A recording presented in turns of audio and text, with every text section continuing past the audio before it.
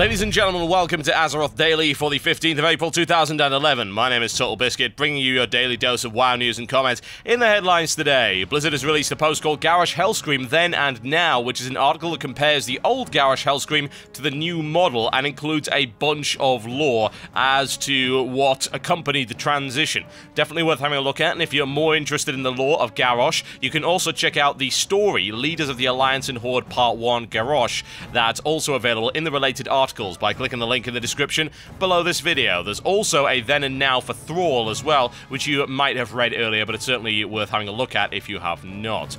The Blizzard art gallery has been updated with 3 pieces, and they consist of a worgen, another worgen getting attacked by a goblin, and some house that looks like it belongs to a worgen. They're all pretty awesome, and remember, as with all of the Blizzard artwork pieces, you can click on them, then click Download Original in order to get yourself a nice new wallpaper. Admittedly, you may have to resize them, as I believe one of them was so massive that it actually crashed people's computers when they tried to use it. It was a little bit terrifying that way. But nonetheless, thanks to Blizzard once again for providing some excellent work right there. And also, don't forget to check out the fan art section, which has also been recently updated. And with that, it's time for your Daily Blues. With a post that's pretty much guaranteed to annoy an awful lot of people, Detraxi posts about wanting an incubus as opposed to a succubus. Now, the main problem I have with this post is it's because this guy is gay.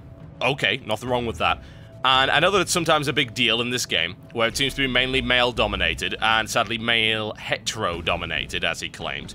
But he's going on to say that he wants an incubus as opposed to a succubus because he doesn't find the female succubus to be particularly appealing to look at. And he claims this is no different from a hunter wanting a pretty pet or a specific pet skin because it looks badass. And this goes on and on and on. It's a fairly lengthy post.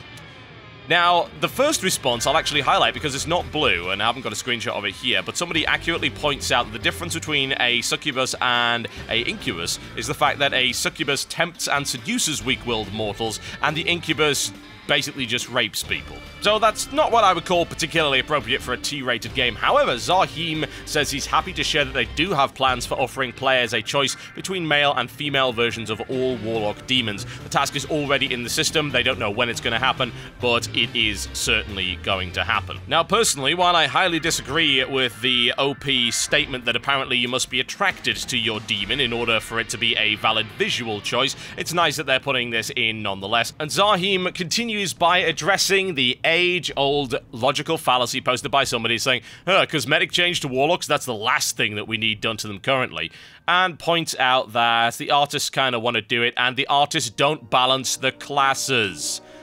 Oh, man, seriously. They don't. They have nothing to do with this. It's not like, oh, well, the artists are doing this. Oh, well, a key balance change obviously is going to be put on the back burner. No.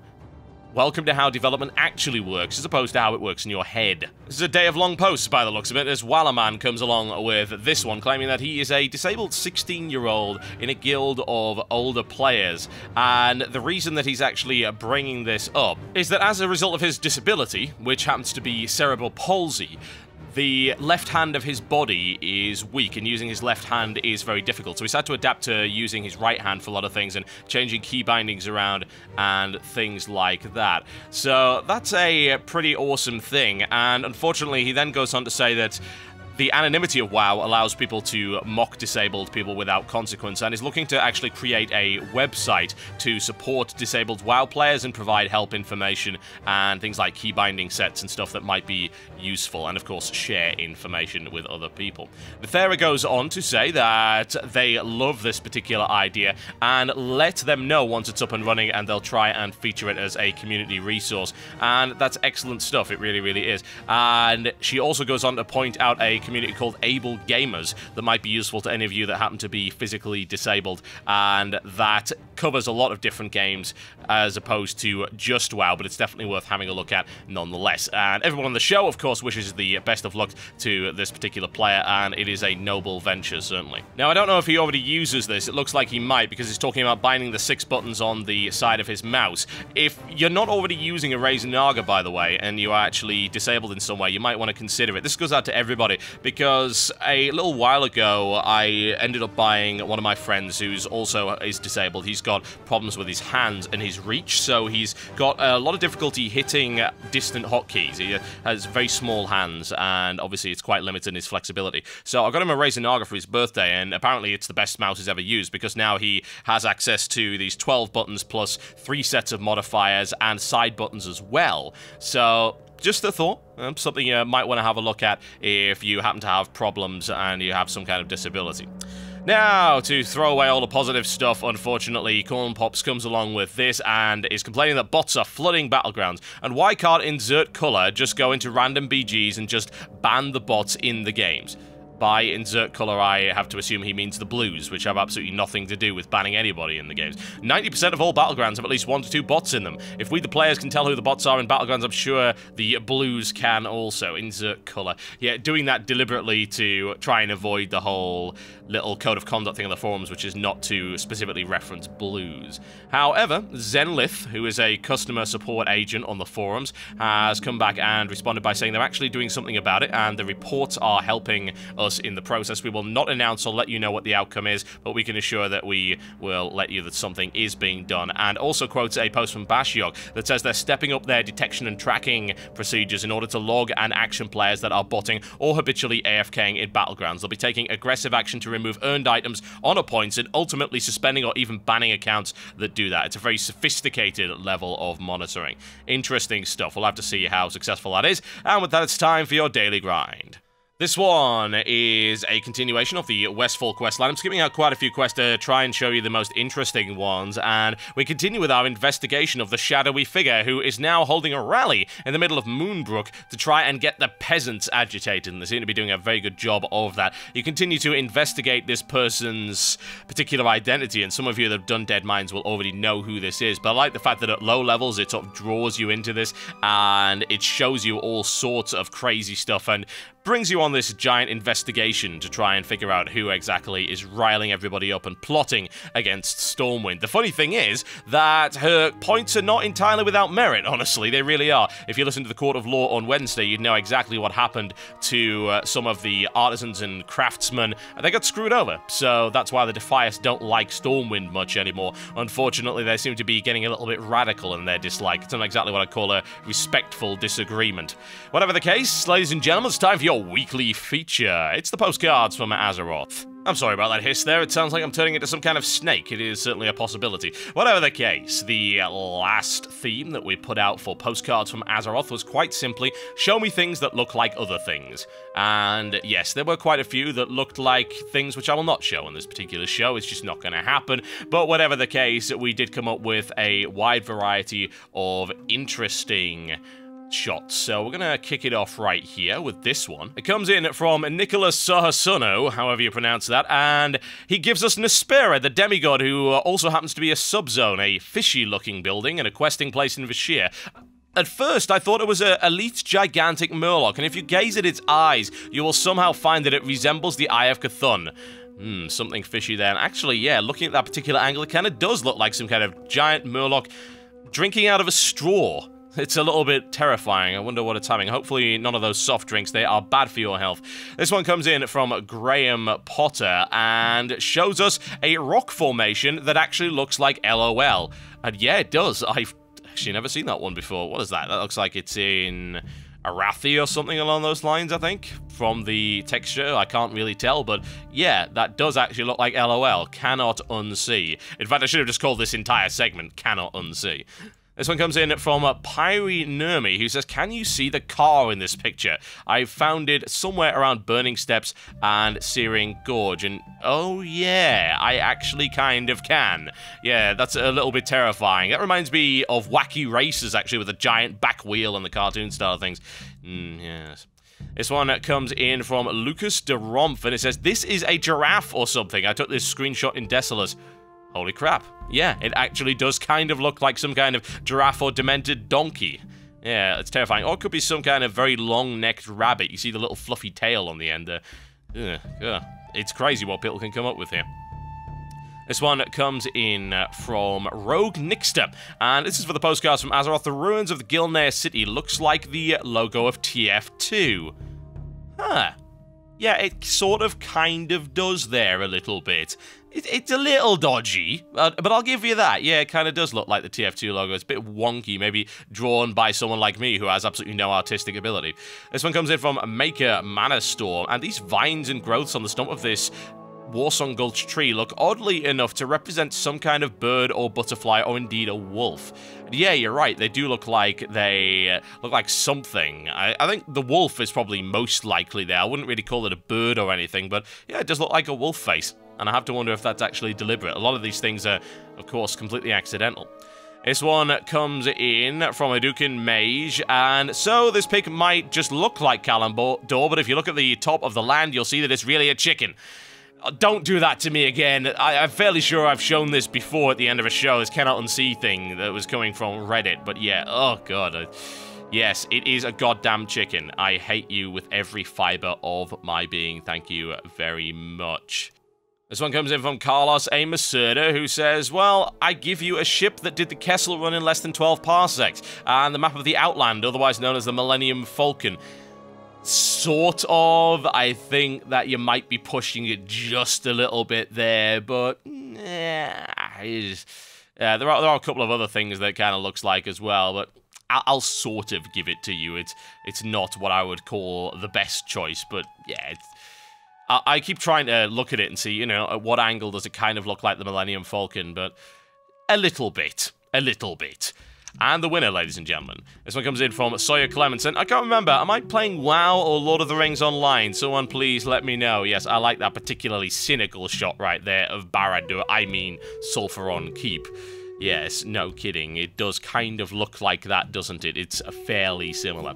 Okay, folks, and that's it for the postcards from Azeroth today. We had to eliminate all of the male and female reproductive organ lookalikes, and that was to be expected. And I will announce the next contest on Monday. And with that, it's time for the mailbox. This one comes in from Anonymous, who says, Dear TB, I know a lot of people are really worked up about the call to arms and how it's going to bring back bad healers and tanks into pugs, and I feel Blizzard missed the mark by not targeting the real issue of why more people don't want to tank and heal in the first place. As a healer myself, I find there's a lack of acknowledgement from the game that you are doing a good job, not to mention the responsibility of keeping other players safe, which can be unrewarded at best.